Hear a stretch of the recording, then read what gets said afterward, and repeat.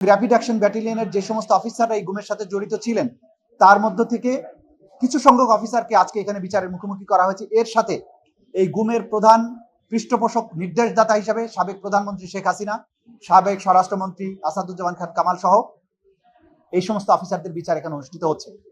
এই বিচারের মধ্য দিয়ে বাংলাদেশে গুমের যে কালচার, যেটা গত 17 বছর ধরে চালানো হয়েছিল এবং এটা পৃথিবীর বর্বরতম অপরাধগুলোর একটি, সেই অপরাধের একটা ইতি ঘটানো চেষ্টা হবে এই বিচারের মাধ্যমে।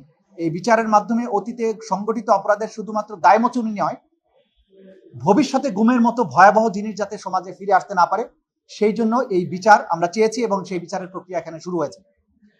এর বাইরে আজকে 2024 সালের জুলাই এবং আগস্ট মাসে ইন্টারনেট বন্ধ করে দিয়ে গণহত্যা চালানো, গণহত্যাকে বিশ্ববাসীর দৃষ্টি থেকে আড়াল করার দায়ে আসামি জোনায়েদ আহমেদ পলক এবং সজীব অজয় জয়ের বিরুদ্ধে আনুষ্ঠানিক অভিযোগ গঠিত হয়েছে এবং 18 ফেব্রুয়ারি 2026 তারিখে এই মামলার সাক্ষ্য গ্রহণের দিনের জন্য নির্ধারণ করা হয়েছে।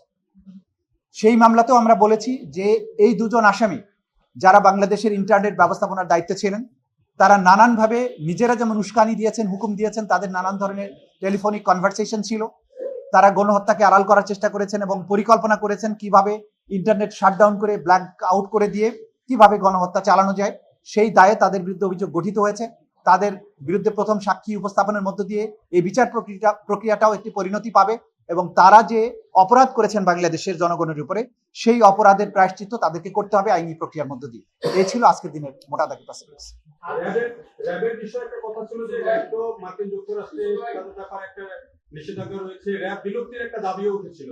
তো সেই ক্ষেত্রে এখানে তো বিচার হচ্ছে ব্যক্তির, র্যাবের বিলুপ্তির জন্য আপনারা কোনো আবেদন করবেন কিনা? এই প্রসঙ্গ এখন আমাদের বিবেচ্য বিষয় নয়।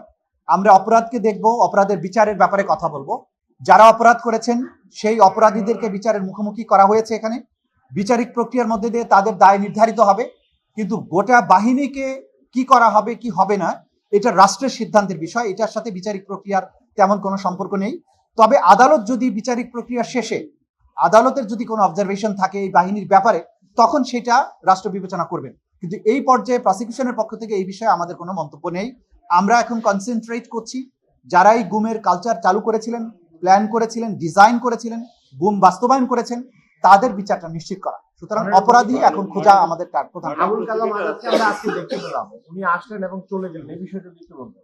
সেটা যে আপনারা যা দেখেছেন এটা আপনারা জানেন। আমাদের কাছে একটা অ্যাপ্লিকেশন এসেছে যে তিনি আত্মসমর্পণ করার জন্য আবেদন করেছেন। সেটা যখন উনি আত্মসমর্পণ করবেন তখন আমরা বলতে পারবো। যতক্ষণ পর্যন্ত এটা কোর্টে না উঠছে ততক্ষণ পর্যন্ত আমাদের কোনো কমেন্ট নেই। আরেকটা বিষয় যে সজীব জয়ের পক্ষে স্টেট ডিফেন্স তিনি বলেছেন যে এখানে ইন্টারনেট বন্ধের জন্য তার বিরুদ্ধে যে হত্যা এবং হত্যা চেষ্টার যে অভিযোগ এনেছে সেটি সম্পূর্ণ আইনের বাইরে গিয়ে হয়েছে। এই বিষয়ে প্রসিকিউশন কি বলবেন? আইনের জবাব আইনের মাধ্যমেই দেওয়া হবে, আদালতের সাক্ষ্য প্রমাণের মাধ্যমেই দেওয়া হবে। তাদের নির্দেশনা ছিল কিনা, ষড়যন্ত্র ছিল কিনা, তারা গণহত্যাকে ফ্যাসিলিটেট করেছেন কিনা, বা এই এন্টায়ার প্রক্রিয়ার ষড়যন্ত্রের সাথে তাদের সম্পৃক্ততা ছিল কিনা, এগুলো ম্যাটার অফ ট্রায়াল। এগুলো তারা তাদের আসামিদের ব্যাপারে তো সবাই বলবেন যে তার আসামি নির্দোষ, কিন্তু আদালতেই প্রমাণিত হবে সাক্ষ্য প্রমাণ শেষে যে সত্যিকার অর্থে তিনি দোষী না নির্দোষ। সুতরাং শেষ সাক্ষ্য গ্রহণের আগ পর্যন্ত অথবা রায় ঘোষণার আগ পর্যন্ত ওনারা যা ওনাদের আসামিদের পক্ষে যা বলার আছে বলবেন, কিন্তু বিচার আনতেই নির্ধারিত হবে সত্যিকারের দোষী না নির্দোষ। অনুমতি পায়নি। বিদেশি আইনজীবী নিয়োগের জন্য যে ফর্মালিটিস আছে, বিভিন্ন অ্যাপ্লিকেশনে সিগনেচার করার, সেই সিগনেচার করার জন্য তারা অনুমতি নিয়েছেন জেল অথরিটির কাছে, যে জেল অথরিটি যেন আসামিকে অনুমতি দেয় বিভিন্ন ডকুমেন্টসে সাইন করার, সেটার অনুমতি নিয়েছেন। বিদেশি আইনজীবী নিয়োগ হয়নি এখন।